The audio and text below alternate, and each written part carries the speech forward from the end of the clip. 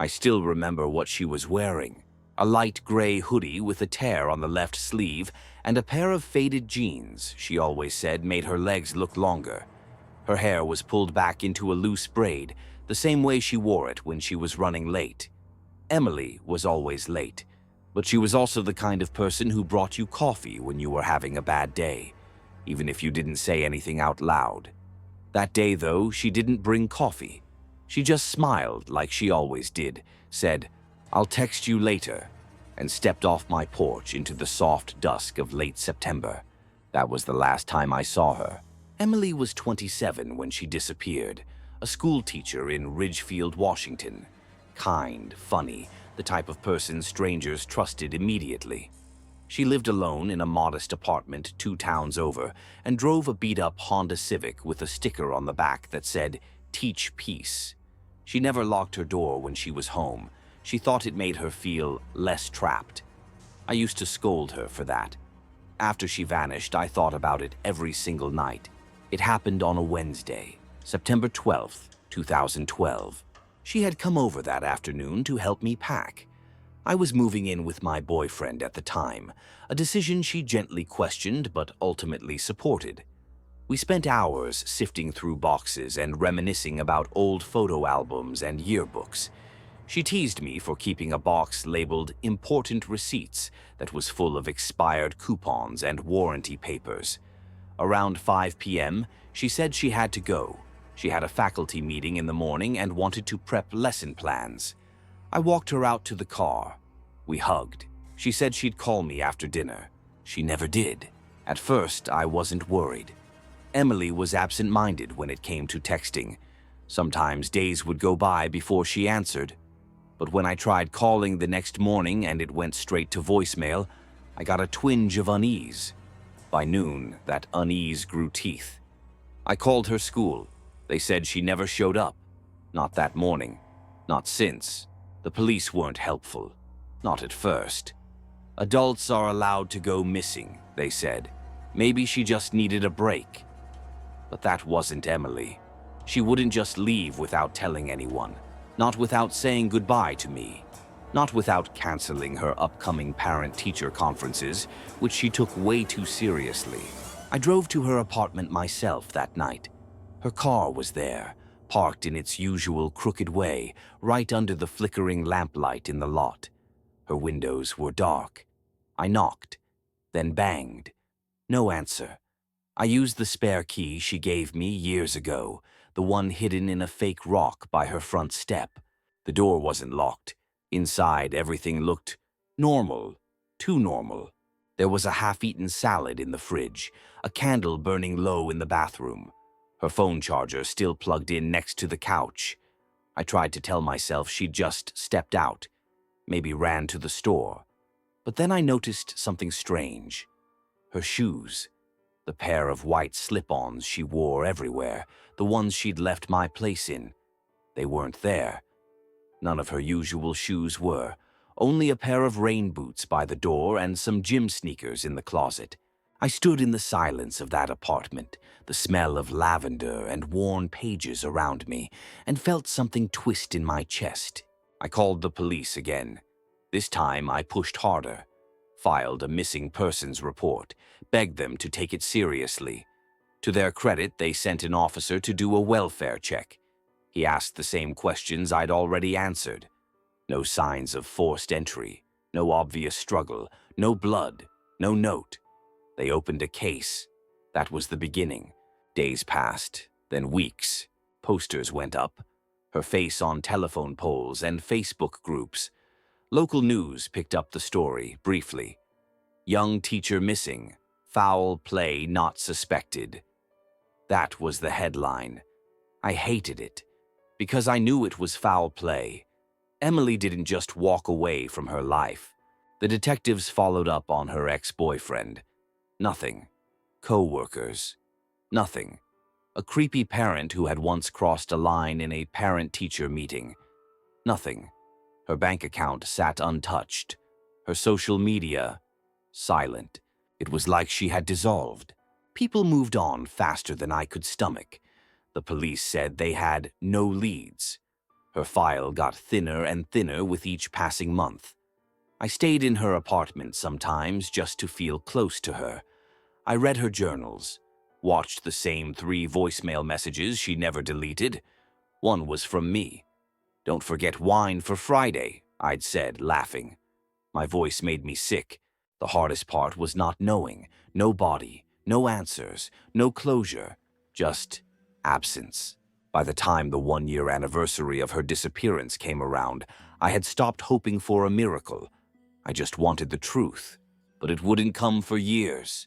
Not until I saw the article about Claire Moreno in 2014. Not until I noticed the same gap in the details. The same sentence buried in both write-ups. Last seen speaking to an unidentified man near a grocery store parking lot. That was the first time I wondered if Emily wasn't alone, that there were others. That maybe, just maybe, someone was choosing these women and hiding them where no one would ever find them. The first time Detective Alan Reyes saw the case file for Claire Moreno, he thought it was going to be another dead-end missing persons report. Just another name in a folder, another photo tacked to the bulletin board in the precinct hallway. Claire was 31, divorced, no kids, freelance graphic designer, lived in Longview, Washington. She'd left her apartment one Thursday morning in late April of 2014 to go grocery shopping. She never came back. Her neighbors didn't notice she was gone for 3 days. It was her landlord who called it in. The rent check hadn't come in. He knocked, noticed a light on inside and her car still parked outside. He figured she might have gotten sick. But when he opened the door, the place was quiet. Everything neat, TV off, phone on the charger. No signs of a struggle. Claire's wallet was still there, credit cards untouched. But her keys and phone were gone. There was no security footage of her leaving the complex. Nothing from the grocery store either. The cameras in the lot had been out of service for months, and inside the store there were too many people and too many blind spots. No one remembered seeing her. Detective Reyes marked it all down in his notebook. Routine. He'd seen dozens of missing persons cases in his career, and most of them ended the same way. Found within 72 hours. Drunk in someone else's bed, holed up with a new fling. Off their meds, off the grid. But something about Claire's case sat wrong with him. The timeline was too clean, her life too steady. There were no warning signs, no messes, no chaos. It was like someone had cut her out of the world with surgical precision. Still, without evidence of foul play, Reyes's hands were tied. He did his due diligence, interviewed friends, family, co-workers. Nothing. No ex-boyfriends with grudges, no stalkers, no mental health history. He checked her devices. The last ping from her phone placed her near the grocery store parking lot, around 10:38 a.m. Then silence. Dead air.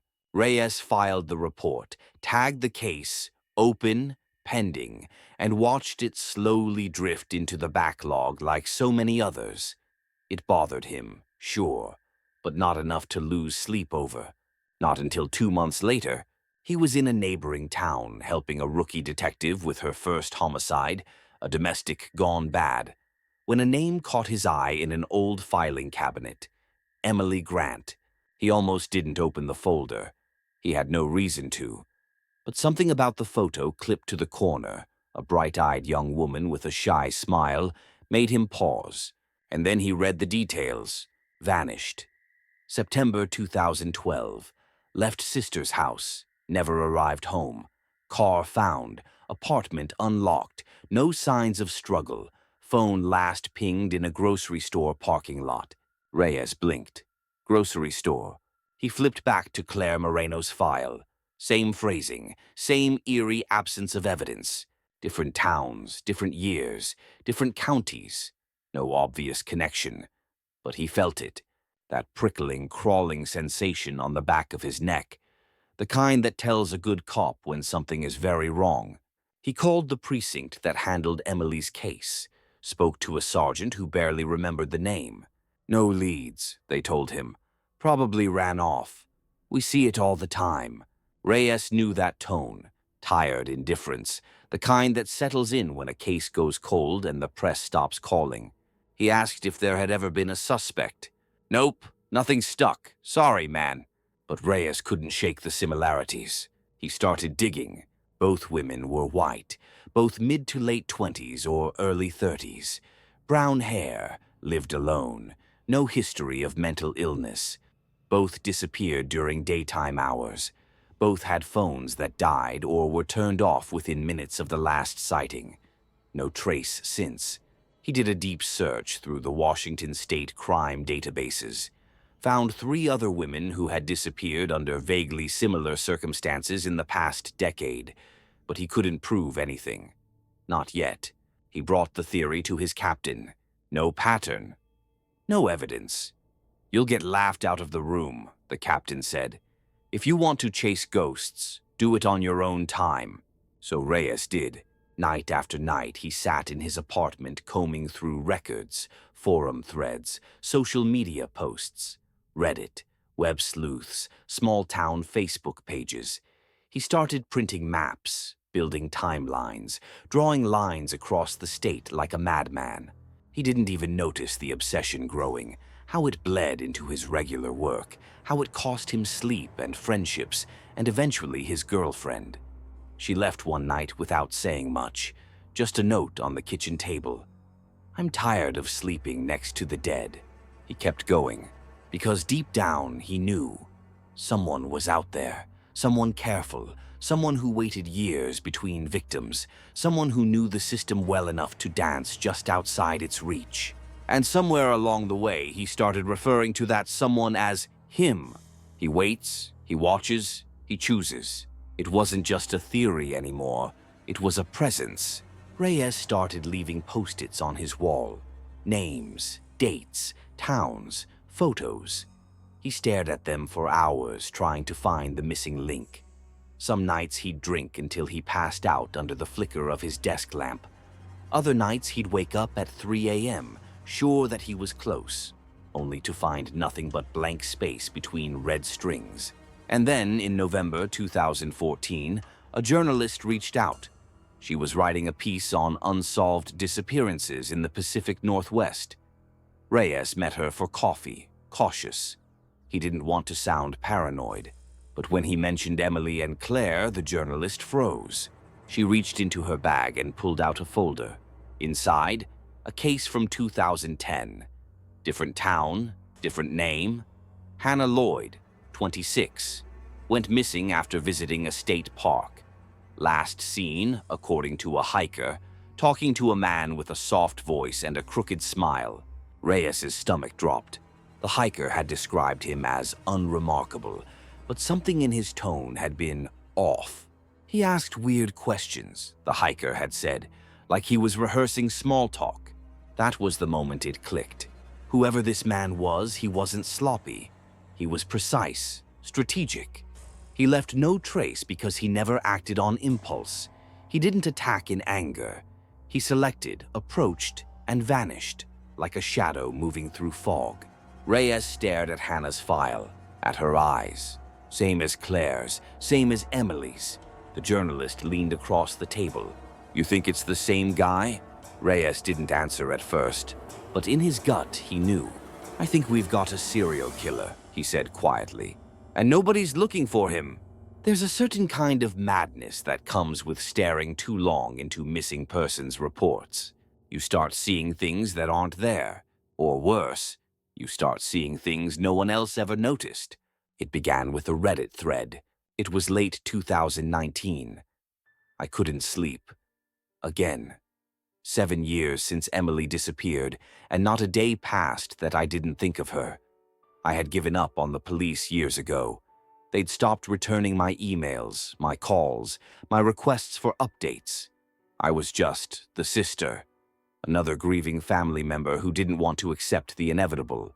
But that night I found myself scrolling through a post titled, "The Forgotten 5 Disappearances You've Never Heard of, Pacific Northwest."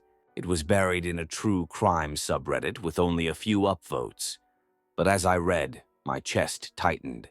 One name in particular hit me like a punch to the ribs. Claire Moreno, gone without a trace, Grocery store, broad daylight, no answers.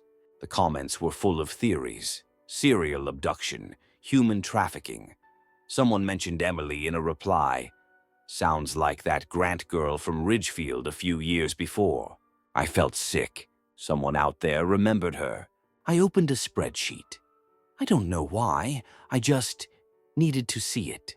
I started listing the cases mentioned in that post: dates, locations, ages, last known sightings. And something began to form.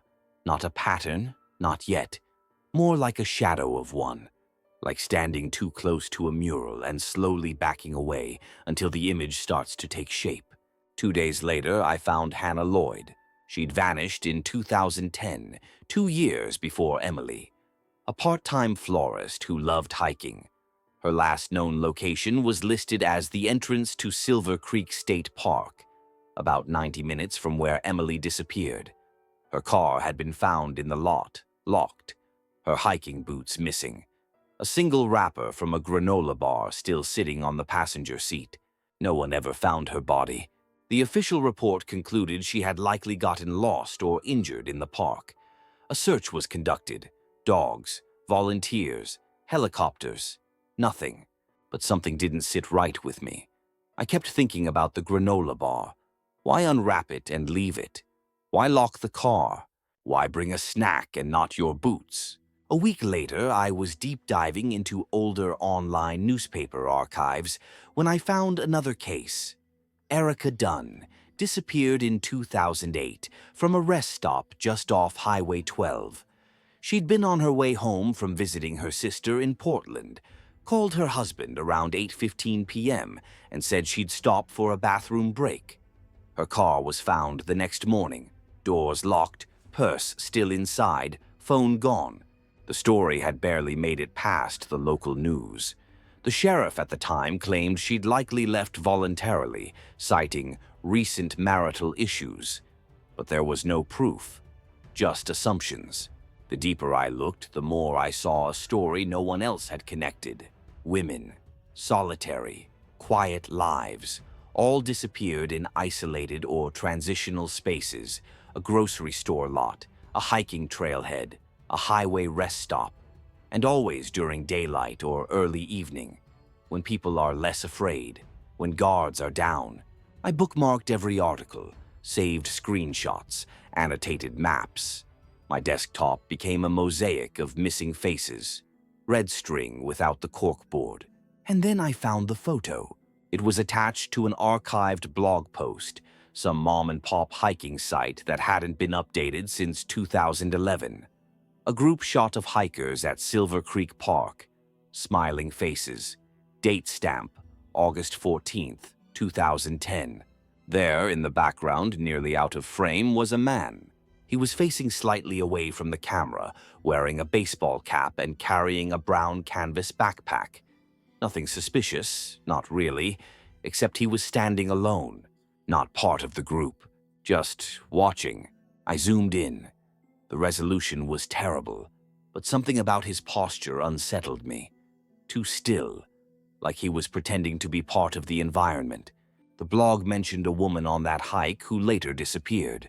Her name wasn't Hannah, but it was close. Helen something. A false lead? Maybe. Or maybe just another forgotten name. When I tried to find the blog again the next day, it was gone. Deleted. No cached version. It just vanished. By now, I wasn't sleeping. I was living inside browser tabs and caffeine. My boyfriend at the time told me I was scaring him. He asked if I was okay. I said yes, of course, but the truth was, I wasn't. Because the more I uncovered, the more I started to believe something terrifying. This wasn't random. This wasn't someone breaking and entering, acting out of impulse or rage. It was someone calm, patient, strategic, someone who didn't want to be seen. And the woods, the places where many of these women disappeared, weren't just coincidence. They were cover. There was an eerie similarity in how nature swallowed these women.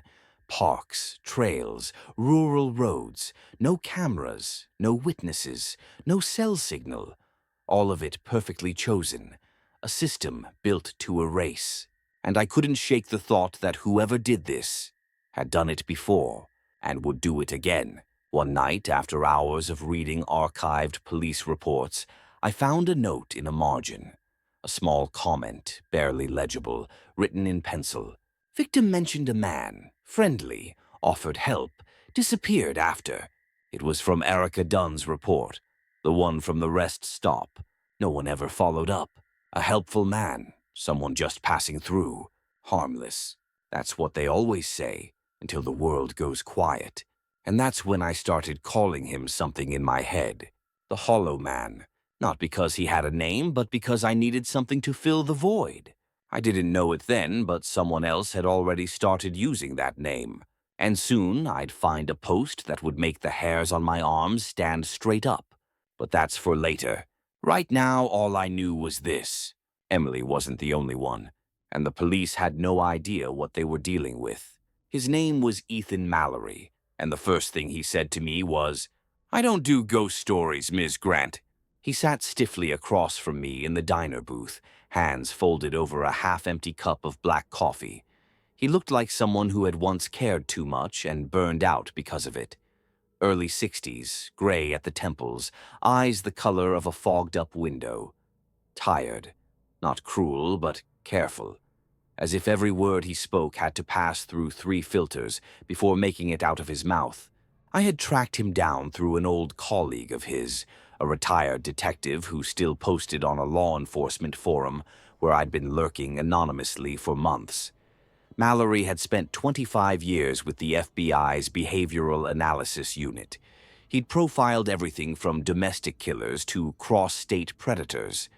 According to the forum, he had quietly stepped away in 2016 after what was only referred to as the Minnesota situation. I never found out what that meant, and I didn't ask. I just knew I needed someone like him. "I'm not looking for a ghost," I said. "I'm looking for a man." He raised an eyebrow. "What kind of man?" "The kind who doesn't want to be seen." That made him pause. I slid my folder across the table, a thick one. Printouts, maps, grainy screenshots. I didn't say anything as he opened it, just watched as his eyes moved slowly from case to case.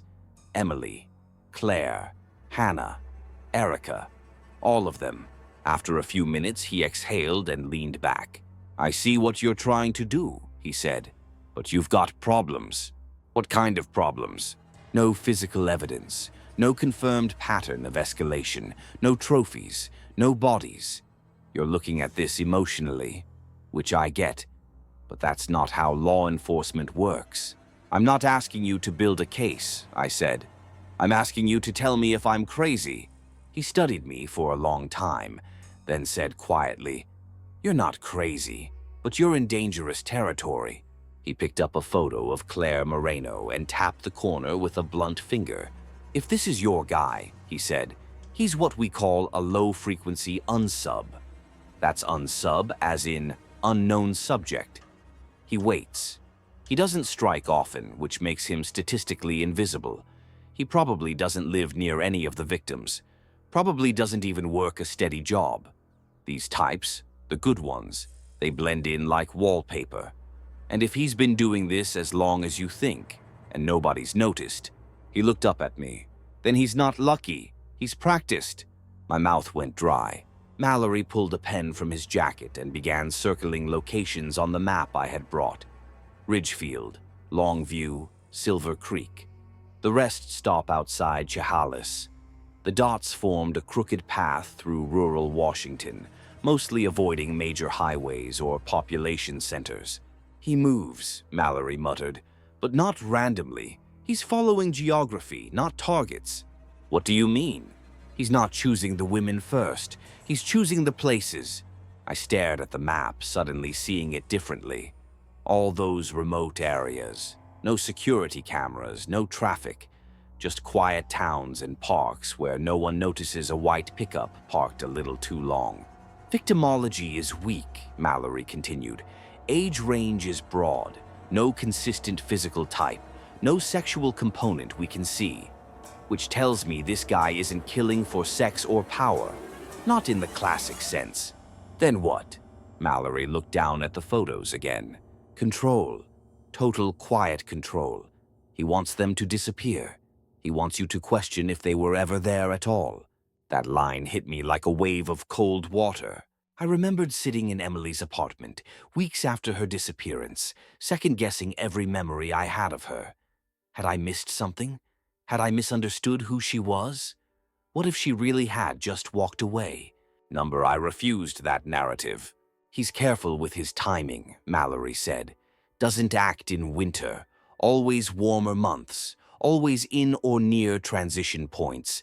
Parking lots, rest stops, trailheads, places with natural traffic and short-term exposure. He pointed to a note I had scrawled on one of the police reports. Last seen talking to a man seemed helpful. Right there, he said. That's what he's built on. What? Trust.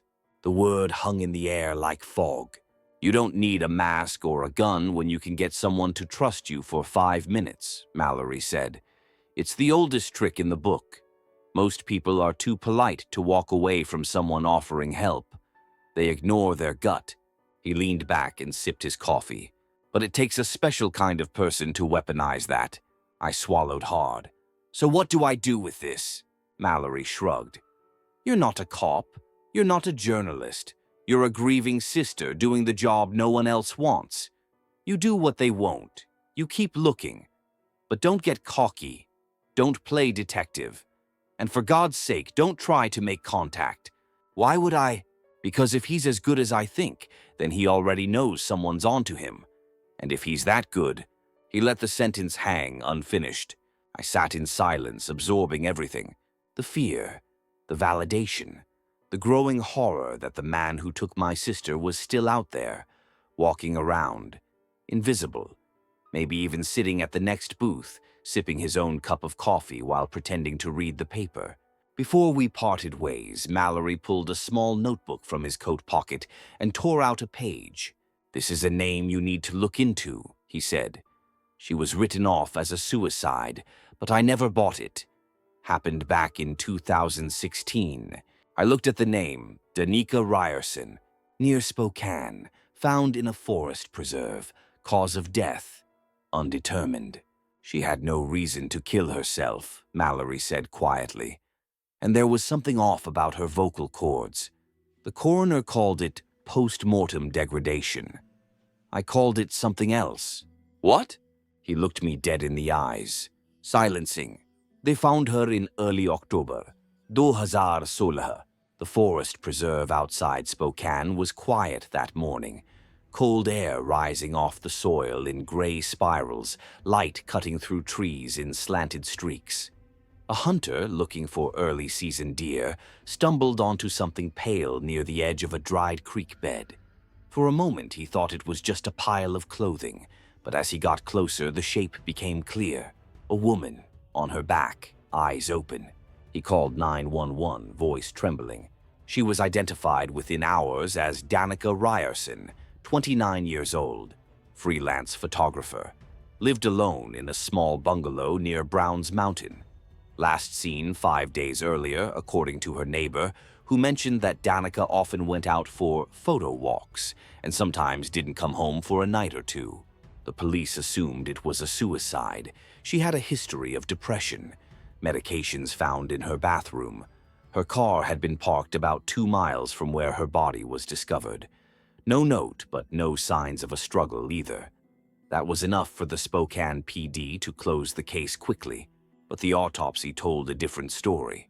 Dr. Malcolm Breyer, the county coroner, noted something peculiar in his report. Damage to the larynx and surrounding soft tissue, the kind not consistent with a fall, strangulation, or animal interference. He called it inconclusive trauma, but in a private note to a forensic colleague in Seattle, Breyer was more specific. The vocal cords appear intentionally severed. The damage is precise, not frenzied, surgical, almost symbolic. The note was never meant to be public, but 2 years later it leaked. It began on a forum called Nightshade, a fringe message board for armchair criminologists and amateur sleuths. Mostly it was noise, speculative junk, obsession-fueled conspiracy threads, and late-night paranoia. But then someone, username Deep Sea Coffin, posted scans of the autopsy report with the caption, "Ever heard of a killer who silences his victims after death?" The post got little attention at first, too cryptic, too grim. But a week later, another user commented with a screenshot of a redacted FBI bulletin from 2015, referencing an unsolved female homicide with post-mortem mutilation to the throat. And then came the nickname. "He doesn't want them to speak," one user wrote. "Like he empties them out. Hollow. Maybe that's it. Hollow Man." The name stuck. Over the next year, more posts surfaced, anonymous users claiming to have heard stories, theories, even sightings. All of it vague, all of it chilling.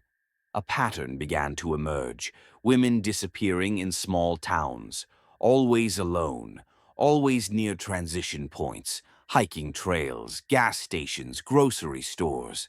Someone posted a crudely drawn map. The pins formed a jagged scar across the Pacific Northwest. Back in Spokane, the Ryerson case remained closed. Officially, the suicide label was never lifted. The police had no suspect, no motive, no reason to reopen the file. But Dr. Breyer quietly reached out to the BAU. He didn't get a response. He retired 3 months later. When I found the thread about Danica in late 2020, I felt a kind of slow-motion dread I can't describe. It was a random Tuesday night. I had typed vocal cord post-mortem female missing Washington into a deep search engine, not expecting anything useful. But there she was. Her photo, dark curls, a faint smirk, freckles over her nose. The kind of face you'd forget after passing on the street, but never mistake once it's gone. I read every line, every post, and then I read it again. Hollow Man doesn't kill like a predator. He kills like an archivist, like he's filing them away. That line haunted me. I printed the thread, saved the images, added Danica's face to my wall. Then I found a second thread, posted weeks later. This one claimed to be written by someone who escaped. A woman named Shay, no last name. The post read like a half-confession, half-nightmare. She said she'd been hitchhiking outside of Tacoma in 2018 when a man in a white pickup offered her a ride. Said he was going south, toward Rainier. He was charming, she wrote, almost too polite. Asked about my family, my dog, my favorite books, like we were on a date. Then something shifted. According to her post, about 30 minutes into the drive, he pulled over, said he needed to check something in the back.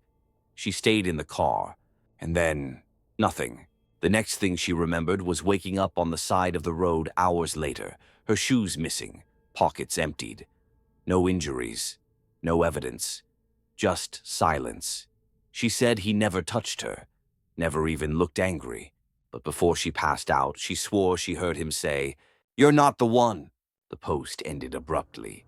Shay never replied to comments. Her account was deleted days later. Most users dismissed it as fiction. I didn't, because something about the tone, the way she described his voice, felt real. It sounded like a voice that didn't come from a person, like a recording, like someone reading off a script they'd memorized years ago. I couldn't stop thinking about that. A voice with no warmth, no soul, no weight, hollow. That winter I drove to Spokane, stood in the forest preserve where Danica was found. The leaves were brown and wet beneath my boots, the trees tall and unforgiving. I tried to imagine what it felt like, walking through these woods, camera in hand, thinking about nothing more than light and composition. And then, him, appearing like a shadow, friendly, calm. Not a monster, a man, the kind of man you don't look twice at in line, the kind who smiles just enough to make you feel safe. I remember standing there, surrounded by that awful stillness and thinking, this is where he brought her. This is where he opened her throat and took her voice. And somewhere out there, he was still moving, still choosing. The Hollow Man wasn't a myth. He was real. and I was going to find him, or at least make sure the world knew he existed, because Emily deserved more than silence. Her name wasn't Shay. It was Jenna Kyle. I found her by accident. A trace email from a deleted Nightshade account led to a long-abandoned Tumblr page, mostly grainy self-portraits and poetry about insomnia, anxiety, and time. I almost skipped past it, but then I saw a photo. A blurry dashboard at night with the caption, "The silence was louder than the engine." The username matched the forum post. I spent the next 4 days cross-referencing image metadata, archived blog replies, and broken comment threads. It took me down rabbit holes so deep I forgot to eat. And eventually I found her. She was living in a trailer park outside Wenatchee, going by a different name. Jenna Kyle, 34, no current employer, no phone listed. I drove out there in a rented Ford, palms sweaty the entire 2 hours. I didn't know what I was going to say, only that I had to hear it from her. Not from a post, from her.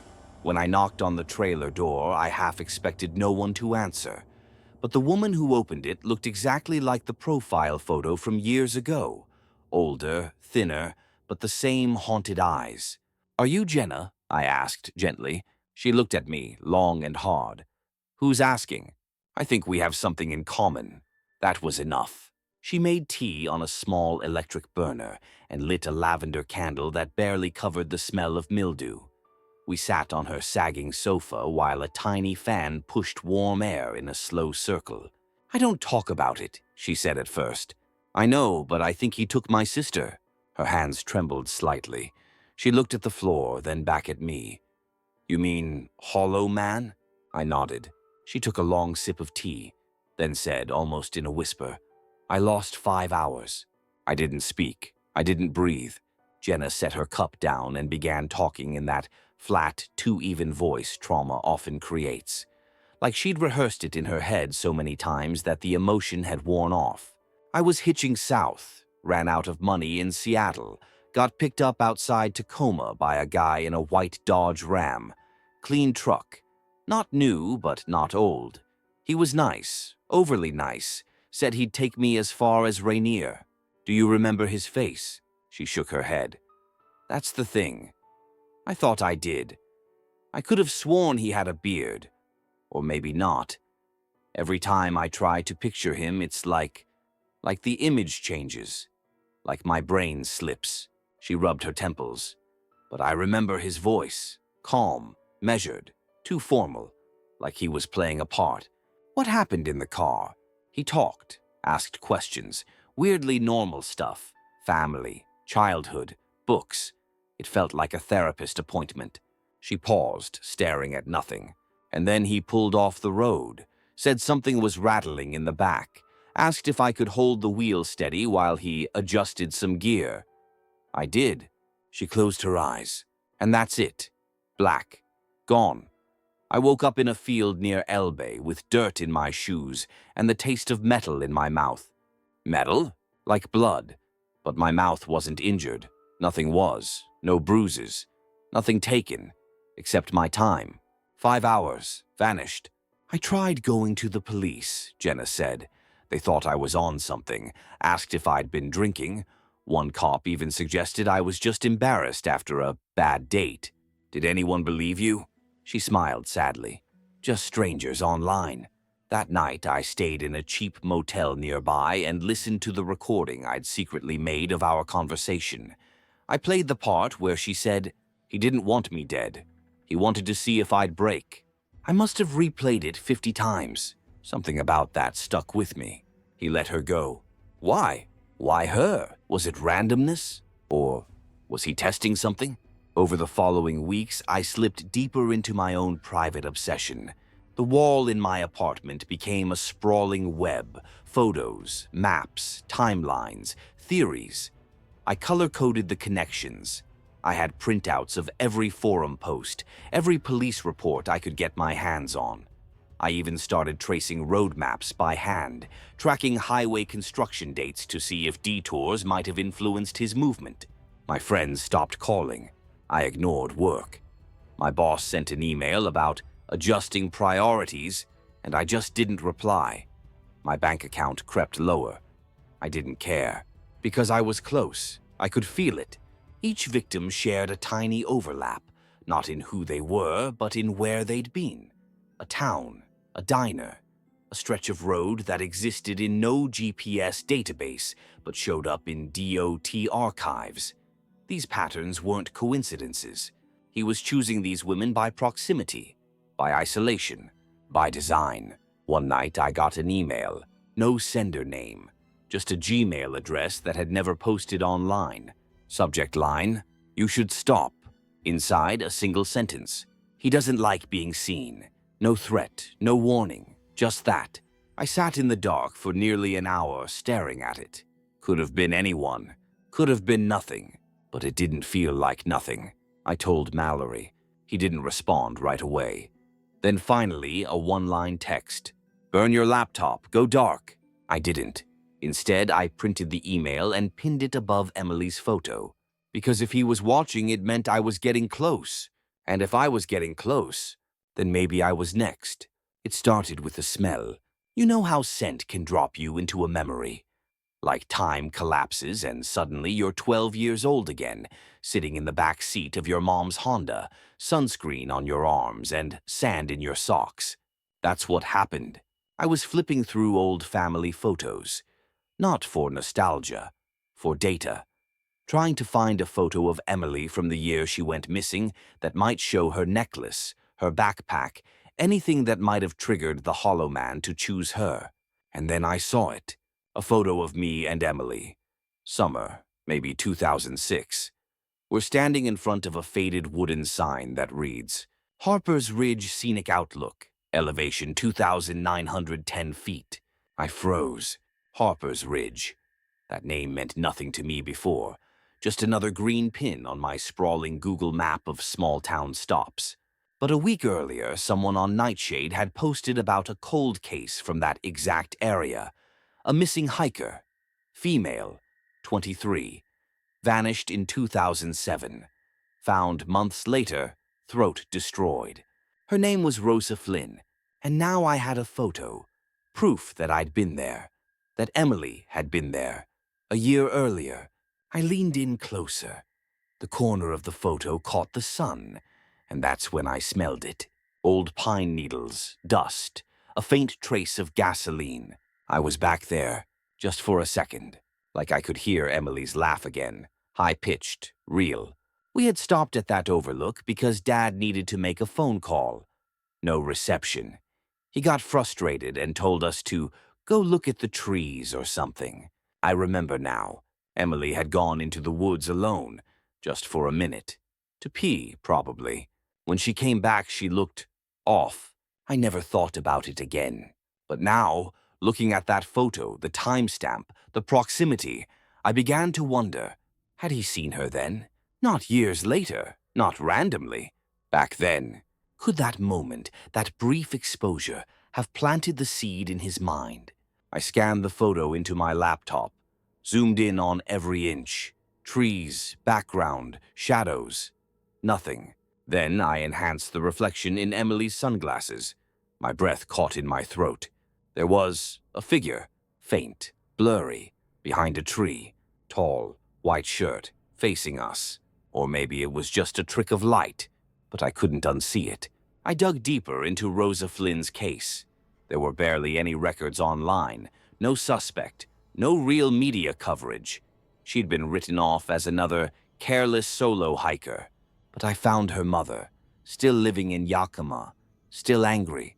I called her, introduced myself as a journalist. She didn't care. They treated her like garbage, the woman said, like she was just another dumb girl who wandered off a trail. Did anyone ever reach out to you about similar cases? I asked. Number. But I remember one weird thing. Some guy came to the house 2 months before she disappeared, said he was from a hiking club, wanted to interview Rosa for a safety article. She told him no, said he was too smiley. My stomach turned. Do you remember his name? She paused. He gave a card. It just said, J. Reese, I think. J. Reese. I ran it through every database I could access. Nothing, but it stuck in my head like a splinter. That night, I had a dream. I was 12 again, standing at the edge of Harper's Ridge. Emily walked into the woods, humming something tuneless. I followed her. The trees closed around us like curtains. Then a sound. Not footsteps, not breathing. Static. Low, buzzing static, like a broken radio trying to tune into a station that didn't exist. And then I saw him. No face, just absence. A man-shaped void. I tried to scream. Nothing came out. My throat burned. I woke up drenched in sweat, my fingers curled into fists so tight I'd left crescent moons in my palms. In the days that followed, I became obsessed with J. Reese. I scoured every public record, LinkedIn profile, local newspaper archive, and finally, a hit, Jonathan Reese, listed in a 2004 regional newsletter as a volunteer wilderness safety liaison for a now-defunct nonprofit called Echo Trek Alliance. I found a cached copy of the site. It had a photo, low-res. But the face, it was him. I knew it. Sharp jawline, neatly parted hair, that same strange, sterile smile, like something manufactured, not felt. I ran it through facial recognition tools. No results. The man no longer existed, or never had. Mallory called me that night. "I heard you've been poking around in old NGO databases," he said. "You're making noise." "I found a name," I whispered. "J. Reese, Echo Trek. I have a photo." There was a long pause. "Email it to me," he said. "Then delete everything." "Why?"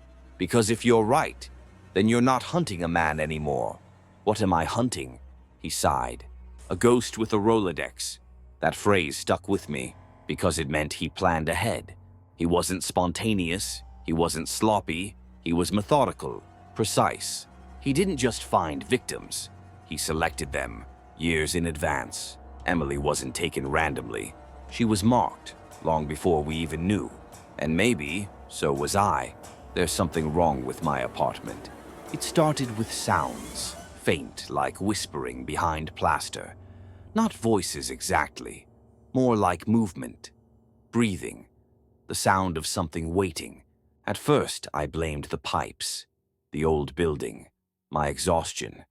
I was sleeping 3 hours a night, wired on caffeine and dread. I kept the blinds closed all day and taped paper over the peephole. But the sounds didn't stop, and then things began to move. Not vanish, just relocate. My mug would be on the right side of the sink in the morning when I swear I left it on the left. Files open that I hadn't touched. Once I came home and found a sticky note on my desk with my own handwriting. "You're closer than you think." I stared at it for 10 minutes before tearing it to pieces. I still don't know if I wrote it in some kind of fugue or if someone else did. Mallory said I should leave town. "Disappear for a while," he said. "You've stirred the hornet's nest." But I couldn't stop. Not now. Not when I'd finally found a thread that felt real. I spent hours rewatching the video of Jenna Kyle, zooming in, analyzing tone, comparing it to other survivor reports. A phrase she'd used, "he watches first," echoed in nearly every other testimony. The Hollow Man didn't strike randomly. He observed, he collected, and now he was watching me. I installed a camera in the corner of my apartment. Motion-activated, cloud-based storage. I thought it might bring me peace. The first few nights were uneventful. Then, at 3:13 a.m. on a Thursday, the camera caught 30 seconds of motion. The file had no image, just static, loud, hissing digital static. I replayed it 10 times, increased brightness, slowed the frame rate. 1 second before the static began, I could just barely make out a shape in the hallway mirror. Tall, narrow shoulders, something reflective in the chest, like a badge, or maybe a camera. The timestamp said it happened while I was asleep. The front door was still locked in the morning, chain undisturbed. I didn't sleep for the next 2 days. I started noticing people on the street looking at me too long. A man in a gray jacket who followed me through 3 subway transfers. A woman with sunglasses at midnight, sitting in a car across the street. A delivery I didn't order. A florist van that never delivered flowers. I called the police once. I told them I thought someone was in my apartment. They sent a patrol car.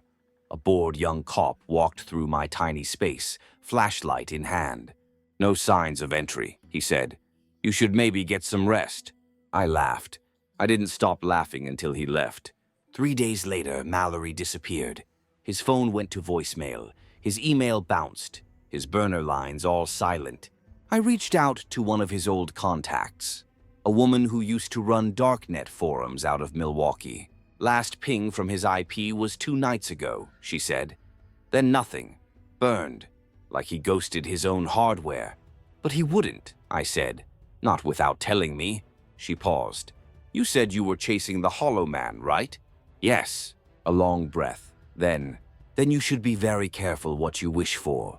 I found another letter in my apartment the next night. No envelope. Just a single sheet of printer paper under my pillow. Typed, neat, centered. "You're doing well, but curiosity has a cost. You lost a sister. How many more are you willing to lose?" I ran fingerprints. Nothing. I scanned it for trace DNA. Clean. I set up a second camera, hidden this time, embedded in a plant on my shelf. That night, I lay on the floor with a kitchen knife in one hand and my laptop open beside me, staring at the live feed. Nothing. No motion. Until 2:46 a.m. Then the static returned. Not on the camera. In my head. A sharp, pulsing buzz, like old dial-up internet in my skull. I sat up, suddenly nauseous. My vision warped. I couldn't tell if I was dreaming or awake. Then, silence. I stumbled into the bathroom. On the mirror, written in dry soap, was a single word: waiting. By morning, it was gone. Something inside me began to fracture. I saw Emily's face in the crowd one day, clear as a photograph. She was walking through the station wearing her yellow backpack from high school. I called out. She turned. It wasn't her. Just a stranger with tired eyes. But for a moment, my heart believed it. My whole soul believed it. I started thinking about death, not in a suicidal way, just proximity. The feeling that I was being moved toward it, like a pawn in someone else's game. The Hollow Man wasn't trying to kill me. He was trying to unmake me, break me down until I was nothing but static and fear and obsession. And maybe it was working. I went off-grid the next day, packed a bag, deleted my accounts, left my laptop in a trash can 2 cities away, bought a burner phone, paid cash for everything. I headed to Harper's Ridge. I needed to go back, to where it started. The overlook was quiet. No hikers, no tourists. Just trees, wind, the distant hum of insects. I stood at the edge, staring into the woods where Emily had walked. It looked exactly the same. I waited. I don't know how long. But then I heard it. Not footsteps, not animals. Breathing. Low, measured, 10 feet behind me. I turned. There was no one there. I didn't want to come back. But I had to. Standing at Harper's Ridge, the air was thick with something I couldn't name. It wasn't just the pine or the dirt. It was weight. A pressure settling on my chest, like the sky itself was pressing down. I waited, breath shallow, heart hammering. Minutes stretched. The forest was silent, too silent. Then I heard it. The sound that had haunted me since this nightmare began. Breathing. Slow, steady, behind me. I turned sharply. No one. Only shadows that seemed to shift. I stepped backward, every nerve screaming. Then I saw it. A figure stepping out from behind a tree. Tall, pale, dressed in dark clothes that melted into the night. His face was calm, almost serene. "Hollow Man," I whispered. He smiled. It wasn't friendly. It was the smile of a predator who had spent years waiting for the perfect moment. "Why are you here?" I asked, voice trembling. He tilted his head, studying me like I was an insect trapped in a jar. "Because you looked," he said. "Because you wanted to know. Why Emily? Why the others?" His eyes darkened. They were markers, pieces in a game only I understood. "Did you think I wouldn't find you?" I said, fury rising. He shrugged. "I don't hide. I am the shadow behind the light." The wind stirred. Leaves rustled. I took a step forward. "You won't win." He laughed, a sound like glass breaking. "No one wins here." Suddenly, he lunged. I stumbled back, heart racing. He disappeared into the darkness like smoke. I fell to my knees, gasping. The ground beneath me felt hollow, like I was standing on thin ice. I knew then, this wasn't over. Not by a long shot. I left Harper's Ridge behind, but the Hollow Man was inside me now, a shadow I couldn't shake. The days after Harper's Ridge were a blur. I felt hollow, like someone had carved out a part of me and left the rest to rot. Mallory was gone. No calls, no messages, just silence. I kept waiting for the knock on the door, for the shadow to crawl back into my life, but it never came. I went back to the city, to my apartment. The place felt different, empty. I packed up the files I'd collected on the Hollow Man, every report, every name, every face. I realized then that the story wasn't just about Emily or Rosa or the others. It was about all of us, the ones left behind, the ones who never got answers. I started writing again, not for the headlines, not for the clicks, for the victims, for Emily, for the truth. People asked me if I was afraid, if I'd stop chasing shadows. I didn't have a clear answer. Fear was always there, but so was something else. A quiet determination. Maybe the Hollow Man would never be caught. Maybe he was a ghost, a nightmare that never fully goes away. But I wasn't going to let him win. I look out my window now. The city moves around me, unaware. But I see the cracks beneath the surface. And I'm still watching, waiting. Because the story isn't over. Not yet.